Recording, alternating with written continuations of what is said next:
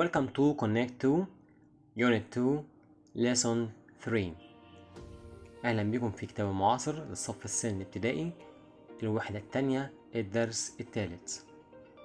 درس النهاردة هنتعلم فيه عن موضوع phonics اللي هي ايه؟ الصوتيات.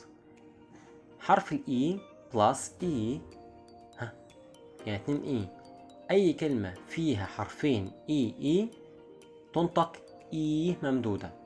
For example, E, B, teeth, 13, green. يبقى كده لو في حرفين E مع بعض تنطق E ممدودة.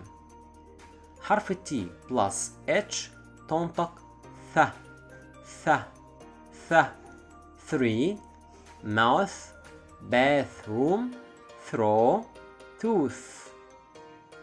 يبقى كده حرف T وال H مع بعض ينطق ث ث.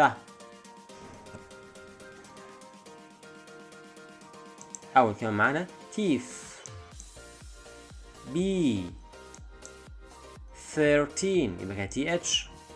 green E ممدودة E. throw bathroom bath TH. الجزئية اللي بعد من كده writing corner بمعنى ركن الكتابة. هنكتب الكلمات دي تمام. الجزئية اللي بعد كده listen write the missing sound هنسمع ونكتب الحروف الناقصة. look read and take هنختار الكلمة بتعبر عن الصورة ديت من الكلمتين دول. فينا هنا look read and complete بمعنى أكمل من خلال مربع الكلمات اللي موجودة قدامنا هنا. في بعد كده look and write the words هننزل الصورة كويس ونكتب الكلمة المناسبة ليها بتعبر عنها. look and scramble write بمعنى هنرتب الحروف عشان نكون كلمة صحيحة.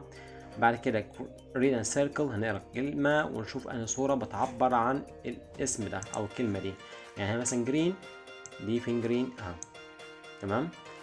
circle and write بمعنى هنعمل دايرة نرسم دايرة حوالين الكلمة تكملة الكلمة الصحيحة. بعد كده copy the following sentence بمعنى أكمل وانسخ الجملة دي تمام. وبكده انتهى الدرس الثالث. نشوفكم إن شاء الله في الدرس القادم.